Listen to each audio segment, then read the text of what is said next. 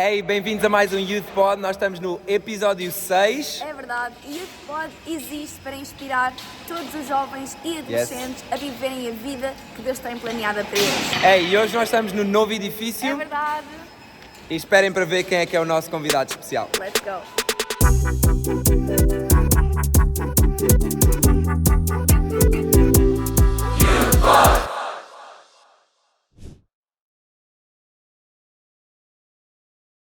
Let's go, nós hoje temos um convidado especial, é verdade. Queres apresentar tu, baby? Quero, nós temos o boss da nossa casa, the one and only Let's go. Mário Rui Rodrigues Boto. Uau. Let's go! Nome completo. Nome completo, para quem não sabe, dei o nome completo do meu pai. Ele é Todos pastor, saberem. é pai, é avô, é marido também. Aham. É mais o quê? Benfiquista. Ok. Benfiquista, ok, é verdade, pastor Mário é do Benfica. Tenho que perguntar já, dessas 5 coisas, qual é que é o teu título favorito? Eu sei que tu me queres apanhar. O meu título favorito é não ter título. Ok. Ok. Pensava que ias dizer pai. Mário, antes de nós começarmos, como é que tu te sentes no Youth Pod? Tu nunca tinhas estado cá? Nós andávamos há anos para te ter cá? Nunca tinha sido convidado, eu só vou onde me convidam. Let's go, let's go. É verdade. É um privilégio ter-te no nosso Youth Pod. E nós começamos sempre com uma dinâmica Yeah. de Youth Pod. Nós acreditamos que Youth pode todas as coisas, mas nem todas lhes convêm. Então nós queríamos saber, segundo a tua opinião, o que é que lhes convém. Yeah. Primeira pergunta. Primeira pergunta, Youth pode pôr ketchup na pizza? Não, É horrível. horrível. Ok. Ok. E Youth pode, isto vai ficando cada vez mais profundo, ok? E Youth pode comer sopa com um garfo? Não. Também não? Não. Ok. Youth pode faltar à reunião das 9h30? Não, absolutamente não. Ok, fica a dica pessoal, 9h30 Ok. é a reunião para todas as pessoas estarem. Isto Let's está a aquecer. Youth pode adormecer numa reunião de domingo? Nunca, Nunca? nunca. Em nenhuma delas? Em nenhuma delas. Em nenhum momento? Em nenhum momento. Ok. Só nos intervalos. Ok, ficou claro. Próxima. Outra que nós queremos saber, se Youth pode ser líder na Hillsong Portugal sem nunca ter visto Star Wars. Pode, Ok. Pode? mas não deve. Ok. Ok, temos alguns líderes que já estão A cancelados. suar. Let's go. E Youth pode ser o ministério favorito na igreja? Esta tens que ser muito honesto. Esta tens de ser honesto. Tu estás em pleno território de Youth. Let's go. Youth é um grande ministério da igreja. Let's go! Toda a gente ouviu. Está dito para os outros Está ministérios, dito. Youth é o Ficou favorito. aqui gravado. Let's Espero go. que este seja o clipe que vai para o Instagram. Ok, e agora mais a sério. Uma coisa que tu acreditas que Youth pode mesmo? Qualquer coisa. Pode ter um futuro brilhante. Let's go. Uau. Let's go. Dito pelo nosso próprio pastor. Let's go. Ei, antes de nós entrarmos no tema que nos leva aqui, que basicamente vamos estar a entrevistar o nosso pastor, nós queríamos só celebrar com vocês que este é o nosso 6º episódio, é Let's verdade. go. Já temos 236 subscritores A caminho dos 300, bora. a caminho dos 300 e há pelo menos 5 cidades que nos assistem, Com ok? regularidade. Com regularidade. Então, primeiro lugar vai para o Lisboa. Let's go, Let's esta go. era muito imprevisível. Lisboa é fiel. Segundo lugar, Porto. Let's go, logo a seguir. Terceiro lugar, Mário, queres adivinhar quem é que nos vê em terceiro lugar? Não faço ideia. Rio de Janeiro. Rio de Janeiro, É let's verdade. go, shout out para o Rio de Janeiro. Em quarto lugar, São Paulo, é verdade. E em quinto lugar, eu tenho que ler o nome desta, Essa é inesperada. chama-se North Rhine, espero eu estar a dizer bem, Westphalia. Onde fica isso? Isto fica na Alemanha Ok. e segundo o Wikipédia é o estado mais populoso da Alemanha e tem 200 milhões de habitantes. Não, 18. Não pode. 18, Se a Alemanha desculpa. tem 80 e 18 tal. milhões. 18, desculpa, 18 milhões, 18 milhões. Corta e volta atrás. 18 milhões de habitantes. Let's go. Eu a querer parecer inteligente. Pau. Ok. Então hoje nós estamos muito entusiasmados por te fazer algumas Yes. perguntas. Algumas delas nós nunca vimos em outras entrevistas. É verdade, isto vai Nós- ser uma estreia no nosso Youth Pod com perguntas que nunca soubemos da parte do nosso pastor. E a primeira delas é básica, mas que todos nós temos curiosidade em saber, é como é que tu conheceste Jesus? Eu conheci Jesus através da minha mãe. Foi ela que falou a mim e ao meu irmão em casa. Portanto, foi em casa que eu conheci Jesus, através da minha mãe. Let's go. Shout out para a avó Odete, que deixou um legado para a família. Boa. Lembras-te das primeiras coisas assim que ela te disse acerca de Jesus? Ou... Lembro-me de um livro de tipo banda desenhada da história de Sansão, que eu adorei. Oh, uau. A Sansão era forte, Sim, deu cabo daquilo tudo, eu adorei. Yeah. E ainda me lembro do livro perfeitamente, guardei aquele livro muitos anos. Então foi a fixe. primeira história da Bíblia que eu aprendi, foi a história de Sansão. Uau. E qual é que foi o teu primeiro dia a ires a uma igreja? Lembras-te? O primeiro dia, Sim, sim. lembro-me, foi uma escola dominical que era tipo Hillsong Kids Ok. da altura, Yeah. num domingo de manhã. Ok, Uau. fixe. Uau, Lembras-te nice. qual é que foi a lição dada? Não, isso já não me lembro. Ok. Nice. Ok, temos outra pergunta para ti. O pessoal que vê Youth Pod está numa fase de escolher aquilo que quer ser no futuro, qual é a área em que é que quer trabalhar e assim. Como é que foi para ti teres amigos, família que estavam a escolher áreas bem diferentes da tua, e como é que foi para ti manter-te tipo entusiasmado, fiel à chamada que Deus tinha colocado na tua vida e lidares um pouco com as expectativas ou com aquilo que os outros podiam dizer acerca da área que tu escolheste? E o que é que tu encorajavas alguém que também está Na mesma situação? na mesma situação, com o coração inclinado para essa área? É assim, no meu caso foi um processo, não foi assim, um dia acordei e vou ser isto. Ok. Eu não tenho memória de um dia ou de um momento. Foi um processo e foi mais um tomar de consciência. Quando eu dei por mim, era isso que eu queria fazer. Portanto, não foi, eu antes queria fazer isto e depois houve um momento e mudei a minha vida e quis fazer outra coisa. Não foi. Ok. Foi um processo que eu nem me apercebi até que um dia dei por mim a pensar que eu não queria fazer outra coisa, a não ser servir a Deus. Eu não tive assim, para ser honesto, eu não tive assim oposição. Ok. Gente que estás maluco. Não tive. Tive algumas preocupações, nomeadamente da parte dos meus pais, que eram cristãos na altura, mas eram as preocupações normais dos pais, então, e o que é que tu pensas fazer, e constituir família, e etc. Como é que foi teres essa conversa e se te lembras de alguma coisa que eles te questionaram assim mais específica? Eu já não tenho a conversa toda fresca na minha memória. O receio deles era mais a minha subsistência, não é? Como é que eu iria viver. Naquela altura também nós fazíamos parte de uma igreja que à época era uma igreja, nos moldes de hoje não é assim, não é grande, mas na altura era uma boa igreja. Ok. Mas pronto, havia sempre as preocupações da subsistência e de ser um pastor e como é que sustenta e se a igreja tem condições de sustentar, etc. Basicamente as conversas não foram para me desmobilizar de eu seguir o que eu queria, mas mais de eles perceberem se eu estava consciente dos desafios que eu iria ter pela frente. Então foi mais nesse sentido. E para ti, tipo, essas questões foram também importantes de ponderares na altura, ou estavas só, ok, isto é a convicção que é uma chamada e não pensaste muito nisso, ou teve algum peso na balança? Não pensei muito, porque quando a gente tem um coração mesmo incendiado para fazer alguma coisa da parte de Deus, há coisas que são colocadas na dimensão que elas na verdade deveriam ter. Eu acho que quando a gente confia em Deus, tudo o resto ganha uma dimensão relativa. Isto misturado com o facto de ser jovem e estar cheio de garra para o futuro, não é que eu não pensei, porque eu pensei e pensava no futuro, etc. mas nunca foi uma coisa suficientemente forte para me atrasar. Já não digo parar, mas para me atrasar. Não foi. Não foi, nunca foi. Nice.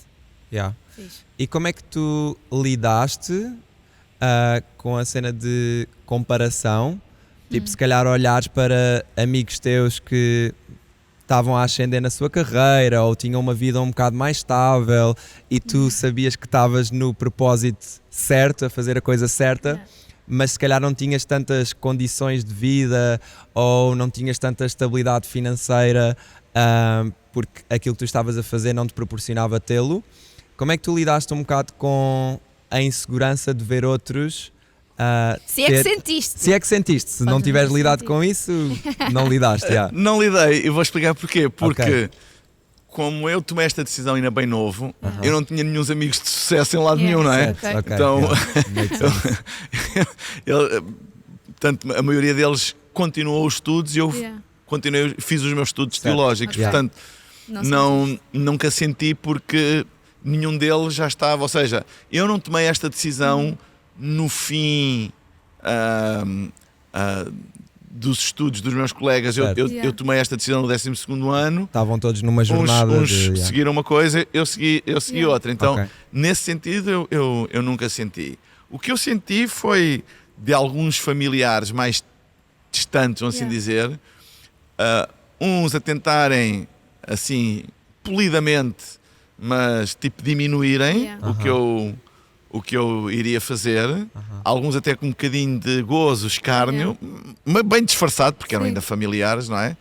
Isso tive que lidar, mas isso acabou por me dar mais força. Não sei se pela motivação certa ou não, mas tipo, um dia vocês vão ver como é que é. Um dia vocês vão ver isso que tudo estão para aí a dizer não é conversa e não vai acontecer. E não é? Porque às vezes havia aquela ideia, pronto, coitadinho, agora vai andar ali às molas, etc. Foi a única coisa. Tu falaste um bocado sobre os teus colegas estarem numa jornada, tu estares noutra, transportando esta questão da comparação para agora para o presente e falando um bocado no nosso age group. Nós hoje temos social media, temos tudo e mais alguma coisa que nos leva a comparar uns com os outros, e é bem mais fácil porque vemos a vida uns dos outros também e temos acesso a coisas que se calhar no passado não tínhamos. Como é que tu lidas com comparação nos dias de hoje, se é que lidas? Como é que tu lidas com pessoas que estão mais à frente da jornada que tu? Inspiras-te apenas? Comparas-te também de uma forma saudável? Já sentiste alguma vez comparação de uma forma não saudável e como é que ultrapassaste isso? Que conselhos é que tu podias dar sobre este tema? O lado negativo da comparação, principalmente eu creio que nos dias de hoje isso é mais problemático, ou é mais acicatado, porque as redes sociais trazem muita informação da vida das pessoas para a esfera pública. Então é mais fácil a gente comparar onde é que ele foi de férias, que carro é que ele conduz, como é que é a namorada daquele ou do outro, que casa é que ele comprou, ou o que é que ele está a fazer, qual é o emprego dele, ou qual é a igreja dele, como é que é a igreja dele. E como essa informação é mais exposta, está mais na esfera pública, é mais fácil as pessoas compararem. O lado negativo da comparação é que a comparação ela é feita ou é baseada naquilo que os outros tornam um público a ser comparável. E não estamos a ter em conta uma série de outros fatores que são invisíveis e que levam a pessoa a estar, a ter ou a fazer aquilo que está a ter, fazer ou onde está. Porque existem muitos fatores invisíveis e a gente tende a comparar aquilo que é tornado público, aquilo que vai para a esfera pública. Mas depois nós não conhecemos a jornada da pessoa, o sacrifício da pessoa, etc. Como os outros não conhecem a nossa. Então, eu creio que a comparação baseada na esfera pública, naquilo que é colocado na esfera pública, é prejudicial, porque ela não conta a história toda. Então nós estamos-nos a comparar injustamente. Agora, eu não sou um dogmático que toda a comparação é negativa, porque pode haver comparações que tenham um aspecto positivo. eu gosto de olhar para pessoas que fazem coisas melhores do que eu, para que isso me possa também incentivar, ou mobilizar, ou espicaçar, ou usem a palavra que quiserem, para eu crescer, para eu ir mais longe. Então, o problema da comparação é quando ela é somente baseada no conhecimento que é colocado na esfera pública. Porque aí é trabalhado, é decidido, é escolhido, não é? E não dá uma imagem real, uma fotografia real da pessoa, do que é que foi necessário para chegar lá. Agora, quando a comparação vem pela proximidade, a gente não usa muito a palavra comparação, mas quando alguém nos inspira, de certa maneira há uma comparação entre aquilo que a pessoa que nos inspira e aquilo que nós somos e desejamos nos tornar. Só que é uma coisa positiva. A comparação negativa é sempre baseado ou numa informação incompleta da vida da pessoa, porque quando a gente tem intimidade a gente também sabe o preço que a pessoa pagou para chegar ali, o que ela sofreu para chegar ali, o que ela teve que ultrapassar para chegar ali, ou para ter aquilo, ou para... Então, isso... Porque às vezes nós comparamos-nos com aquilo que as pessoas têm, mas depois não queremos nos comparar com a jornada que elas fizeram. Então, nós temos que comparar, se é para comparar, compara tudo. Não é? Pronto. Agora, eu acho que é importante a gente ter pessoas na nossa vida que a gente olha para cima. Claro. A gente não pode ter só pessoas que a gente olha ao mesmo nível ou olha para baixo. Entendem esta expressão? Quando eu digo para baixo, não é uma questão de importância ou de olhar para baixo com desdém. Estou a falar de crescimento, não é? É importante a gente ter gente que a gente olhe para cima e que a gente olhe e diga assim, olha, aquilo inspira-me, eu quero chegar ali também. Então, é um bocado tricky essa pergunta de comparação, porque a comparação, quando ela é baseada apenas na informação colocada no espaço público, normalmente ela é prejudicial. Quando ela é resultado da intimidade e da inspiração que a outra pessoa nos provoca, isso pode nos levar a sermos mais aguerridos em queremos crescer, a disciplinar a nossa vida, etc. Se tu pudesses dizer coisas ou características que tu procuras em pessoas que te inspiram, o que é que seria? Eu acho que é a história. Ok. Aquilo que mais me inspira não é um momento, é a história. Uau. Porque há pessoas que podem ter momentos iguais, mas têm histórias diferentes. Certo. E o como elas chegaram ali inspira mais do que o ter chegado ali. Uau. E eu acho que isso é outra coisa que os snapshots das redes sociais não contam. É a história, elas só mostram o momento. A fotografia só mostra o momento. E como nós vivemos uma sociedade muito fotográfica, visual, às vezes perdemos um bocadinho do tempo para contar a história. Certo. E o contar a história é que inspira. É a história, não é tanto o momento. Eu posso olhar para alguém que alcança alguma coisa e ficar tipo, uau, quem me dera ter aquilo. Mas isso não é inspirador. O que inspira é quando tu conheces a história que levou a pessoa até chegar ali. Então, aquilo que me inspira são histórias, não necessariamente coisas ou momentos. Momentos da vida das pessoas. Olha, aquela pessoa, olha, ela fez aquilo, ou ela alcançou aquilo, uau, isso inspira-me. Não, o que me inspira é como é que ela chegou lá. Qual foi a história? É por isso que eu acho que é muito importante nós construirmos uma boa história. Porque o nosso legado não vai ser os momentos de sucesso daquilo que a gente alcançou. O nosso legado que inspira as pessoas é a história da nossa vida. Nice. Falando em sucesso, qual é o maior mito sobre sucesso que tu achas que as pessoas acreditam? É que sucesso anda isolado. Sucesso anda de mãos dadas com fracasso. Sucesso anda de mãos dadas com dor. Sucesso anda de mãos dadas com frustração. Sucesso anda de mãos dadas com desilusão. O maior mito é que o sucesso é uma vida isolada. Ou seja, eu só tenho sucesso. Isso não existe. É um mito. Porque lá está, muitas vezes nós olhamos para a visibilidade do sucesso e só pensamos que aquela pessoa, a vida dela é aquilo. Sempre foi aquilo, é aquilo, uau! Invejamos ou desejamos e pensamos que o sucesso é um caminho sem companhia. E não é. O sucesso tem muitas companhias. O insucesso também é a companhia do sucesso. A frustração é a companhia do sucesso. A dor é a companhia do sucesso. A disciplina é a companhia do sucesso. Então, esse é o maior mito. É que o sucesso é um caminho isolado. E não é. Tens alguma passagem bíblica que te lembres ou que seja um bocado de âncora para ti em temporadas de fracasso, insucesso, frustração? Não sei. Eu tenho tenho vários versículos, mas há um versículo que é talvez aquele que eu mais cito para mim mesmo, em qualquer momento, que é Salmo 37:5. Entrega o teu caminho ao Senhor, confia nele e ele tudo fará. Let's go. Uau. Nice. Qual é a versão, sabes? A tua favorita?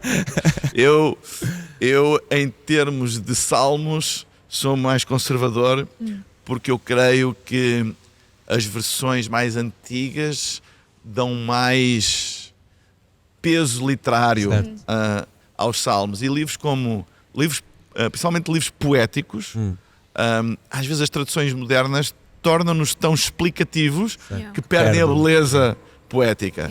Então eu diria que este é talvez um ARC. Almeida Revista e Corrigida. Boa. Nice. Por acaso, se nós quiséssemos oferecer, nós, digo Young and Free, oferecer uma Bíblia a um amigo nosso que nunca tenha ouvido falar de Jesus, havia alguma tradução que tu, sei lá, pudesses recomendar, que achasses que podia ser mais fácil de compreender? Olhem, para ser honesto, não. O importante é oferecerem uma Bíblia, porque em qualquer tradução a Bíblia é a palavra de Deus e tem poder para transformar as pessoas. Boa. Então, esse tipo de discussões de tradução é para os estudiosos da Bíblia que gostam dos detalhes e veem das diferentes traduções, etc. Eu acho que quando nós começamos uma discussão qual a melhor tradução para dar a uma pessoa, nós podemos começar a colocar o poder do Evangelho na tradução e não na essência do Evangelho, não é? Portanto, uma pessoa pode ler uma antiquíssima Almeida Revista e Atualizada ou Revista e Corrigida e ter um encontro com Deus da mesma maneira que ler uma versão livre, por exemplo, ou uma tradução linguagem para hoje. Quando nós falávamos sobre o mito do sucesso, tu falaste que o sucesso andava muito de mãos dadas muitas vezes com frustração, com fracasso, com desilusões, com lutas, e muitas dessas coisas são behind the scenes, elas não se veem, e nós achamos que é super importante falarmos um bocado mais sobre isso, porque a nossa audiência, lá está, vive num mundo que é muito visível e não valoriza e não tem tanto acesso àquilo que é invisível.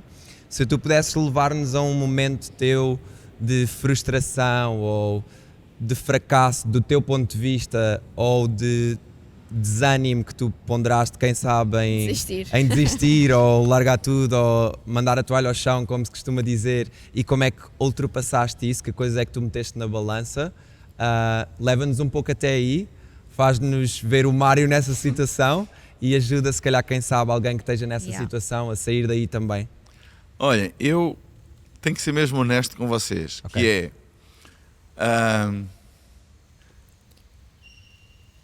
a vida não é assim tão segmentada.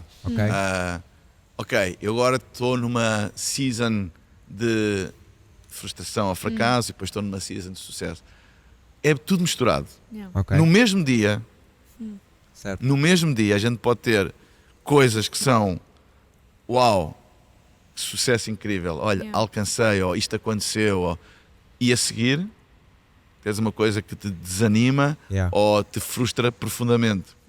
Se nós não aprendermos a lidar com isso no dia a dia, nós tornamos-nos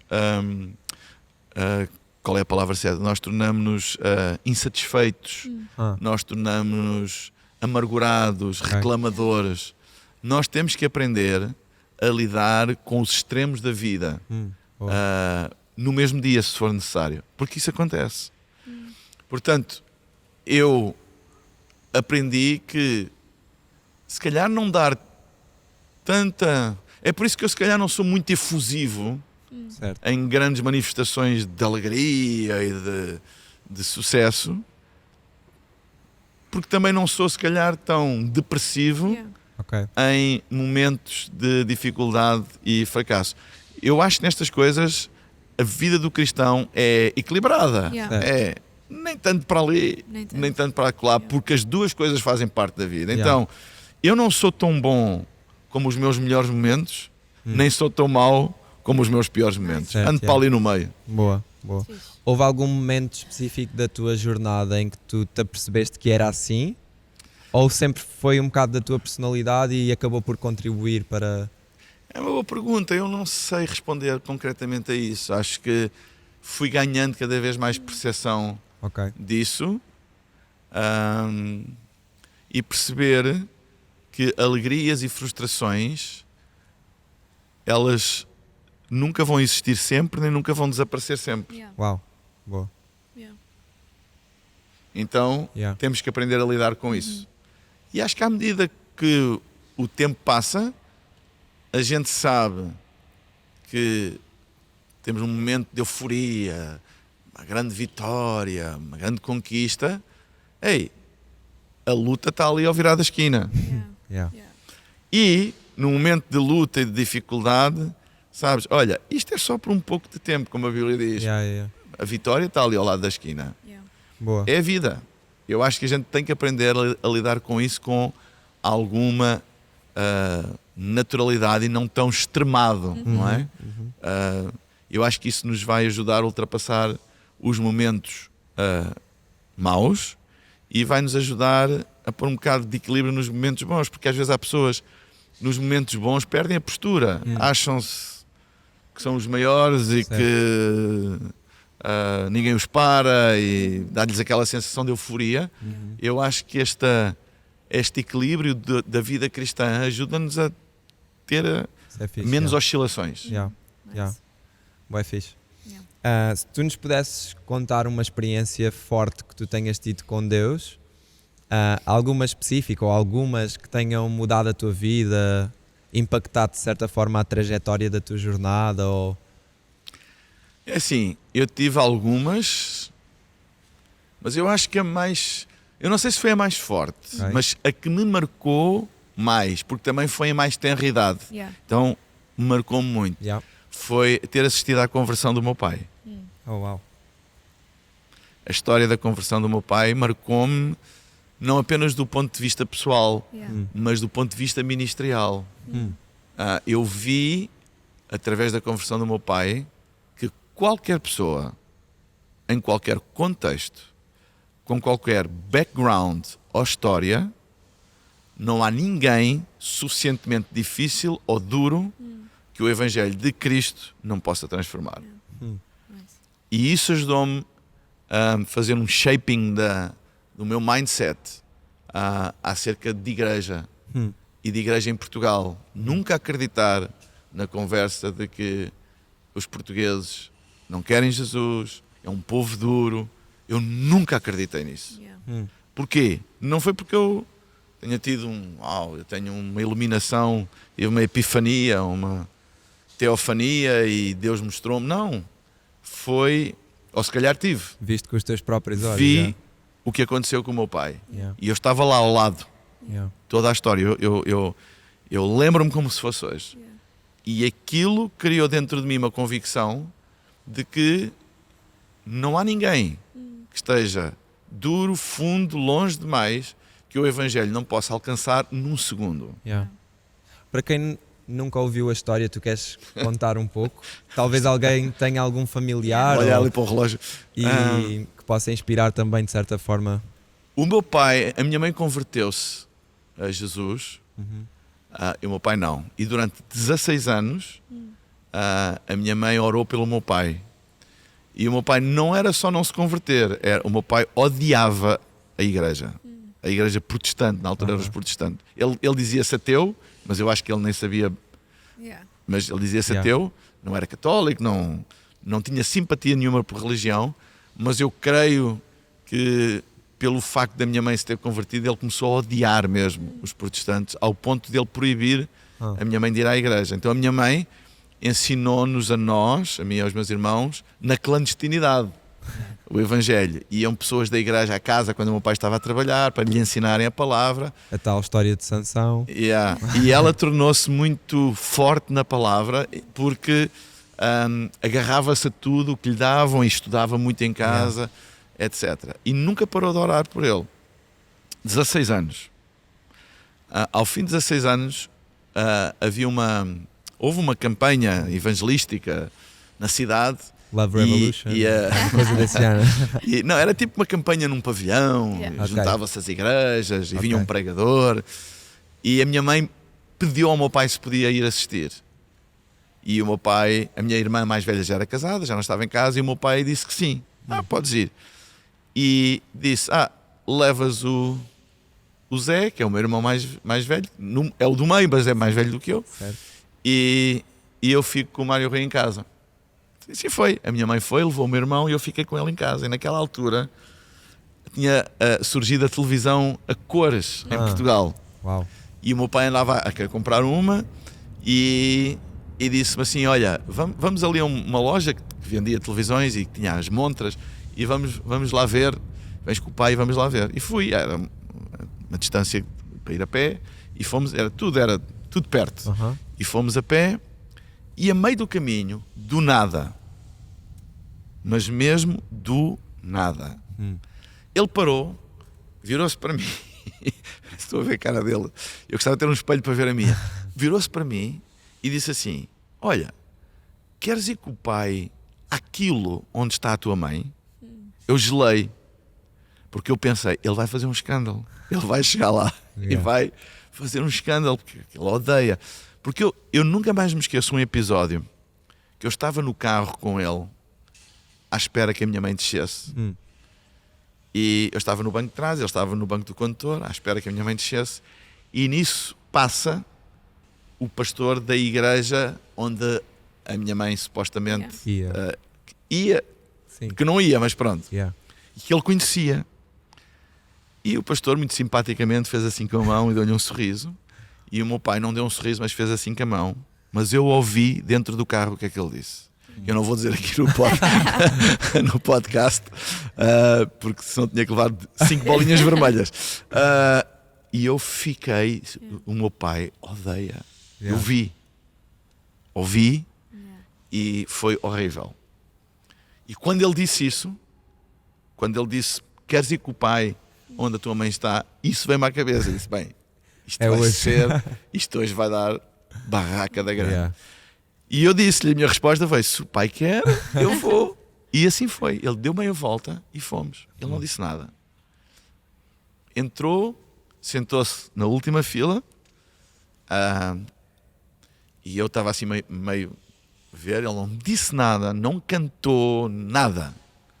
A minha mãe confessou mais tarde que a meio da reunião virou-se para trás, que a gente já entrou, já a reunião já avançada, mas ela virou-se para trás e viu-nos.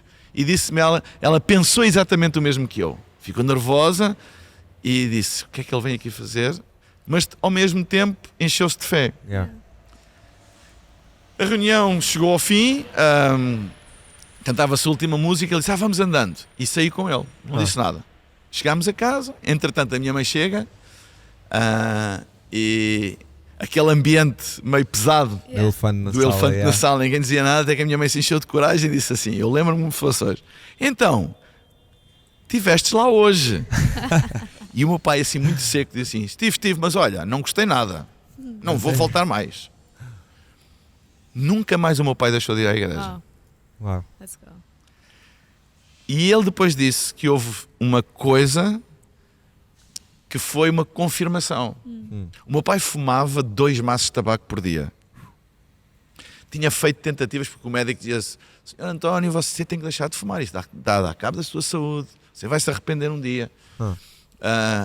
E ele tinha feito tentativas. Eu lembro-me, o meu pai até usava umas coisas que se punha no nariz e uns pensos e uns comprimidos. Tudo e mais alguma coisa. Mas ele estava ali um dia sem fumar, não conseguia mais. Fogo.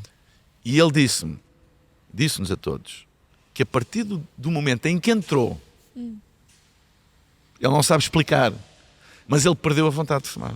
O meu pai, até morrer, nunca mais tocou num cigarro, desde o dia em que ele entrou comigo naquele pavilhão. Uau.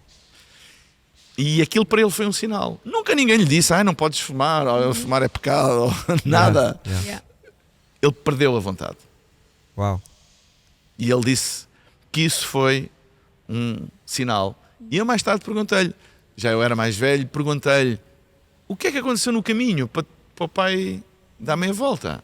E ele disse, era como que um ímã. Eu estava a andar numa direção e eu parecia que tinha alguma coisa a puxar-me para ali. Agora, o meu pai odiava. Portanto, ímã era coisa que não havia de lado de maneira nenhuma. Para ele sentir o ímã, É que era um ímã daqueles ímãs Potentes. que só nos filmes potentes. E ele diz que sentiu como que um ímã, que ele não conseguia avançar, era um ímã a puxar-lhe para lá. Então, isto marcou-me no sentido de eu ter um quadro visual do poder transformador do Espírito Santo e da oração. A minha mãe orou 16 anos. É bem, Isto não estava previsto. Emociono-me sempre. Corta lá isso. 16 anos. É bem. Eu não sei porquê 16 anos, mas aquela foi a hora. E quando chega a hora do Espírito Santo fazer a sua obra, Amém. nada pode impedir. e daí a minha paixão por ganhar as pessoas, trazemos pessoas à igreja, fazemos o apelo, porque eu vi.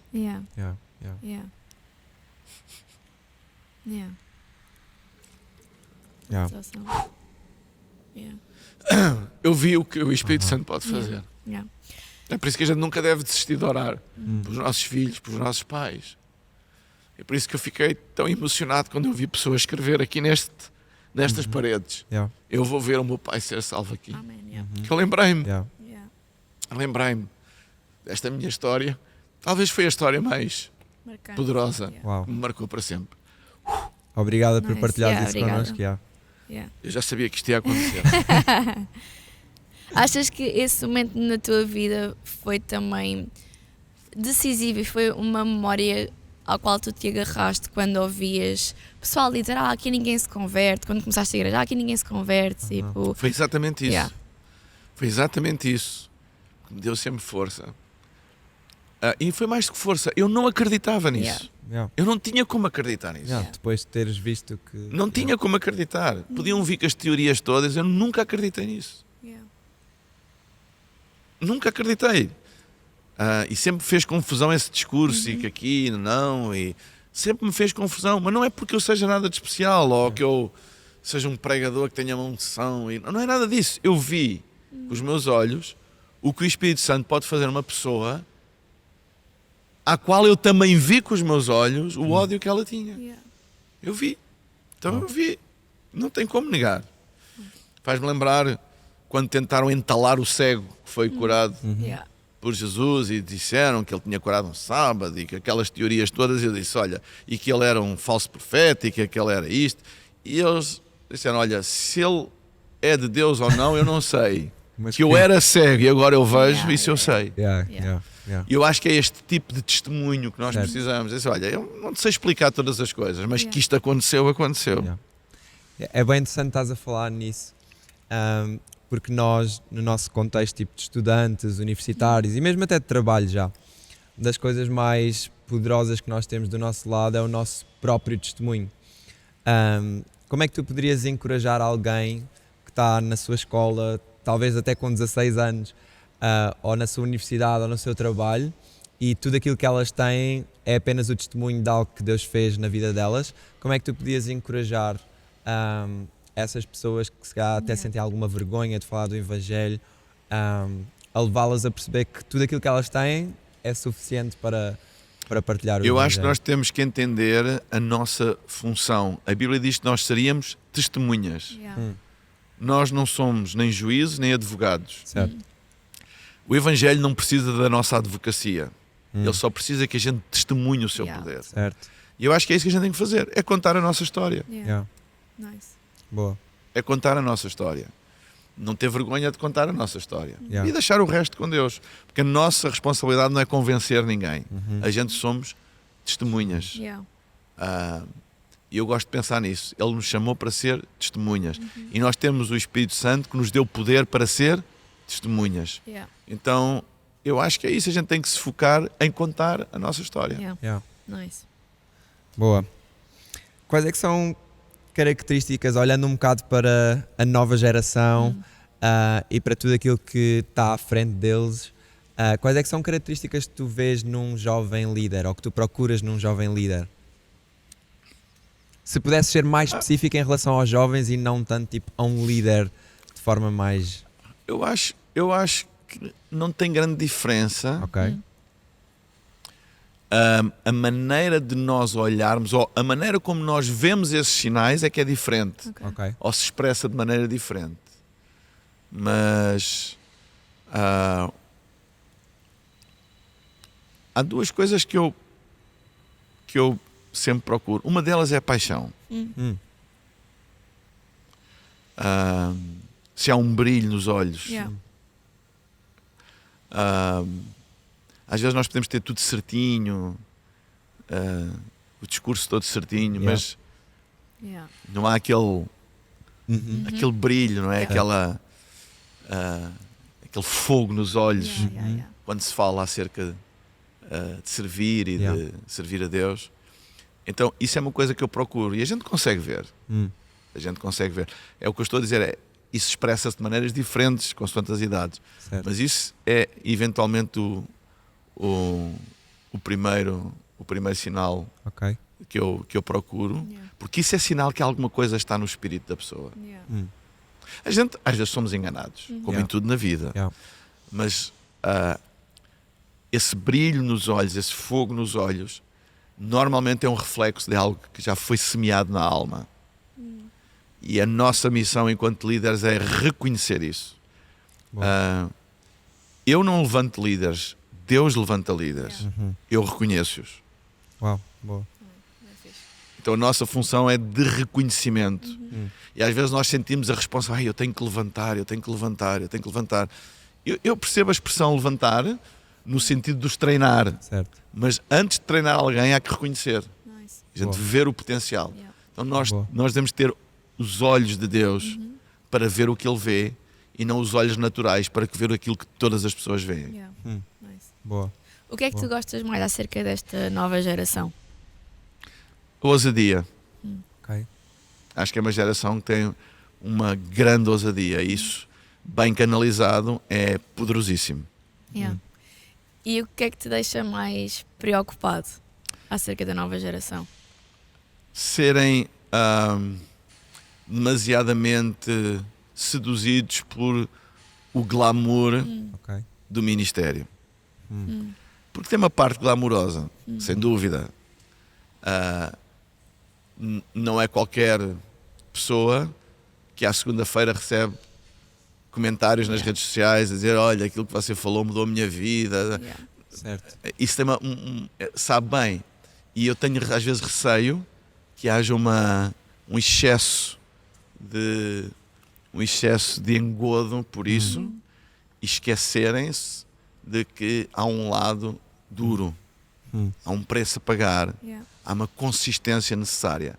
É o meu maior, não direi receio, mas é andar atento a isso, Yeah.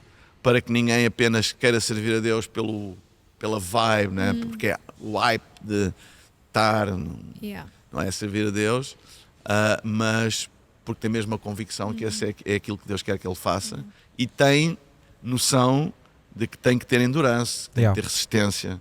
Yeah. Então é mais por aí. Yeah. Nice.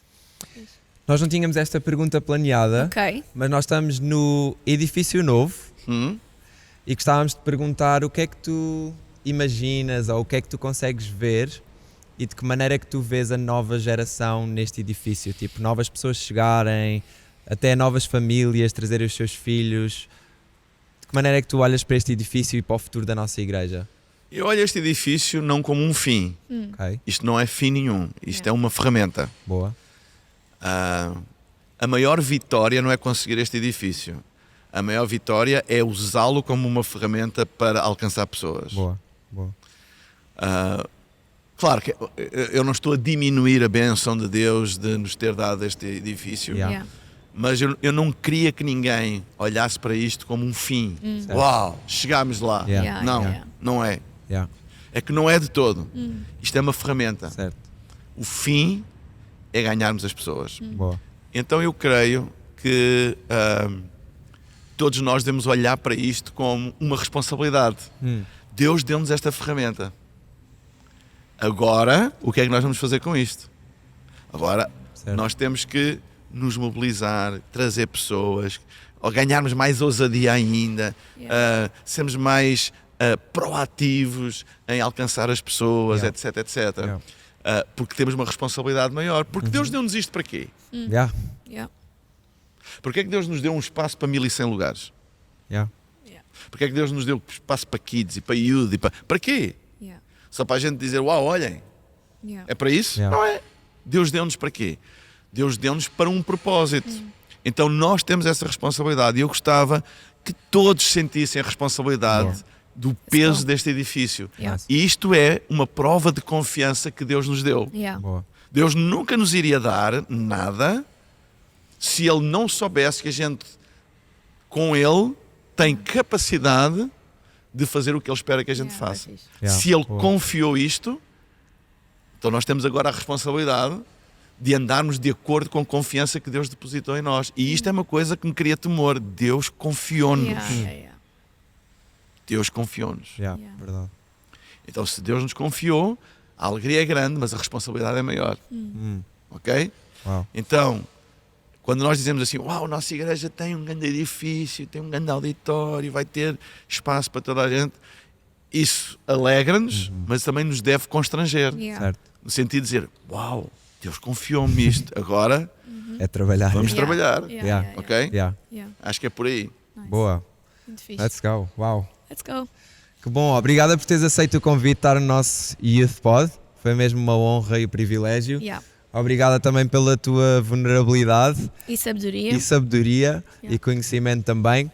Ei, terminámos o nosso Youth Pod. Vemo-nos no próximo episódio, 7º episódio. Não se esqueçam de partilhar, pôr like, tocar o sininho, ou como é que isso se chama?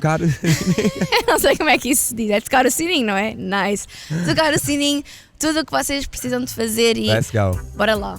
Bora. Tamo juntos. We are better together. Better together.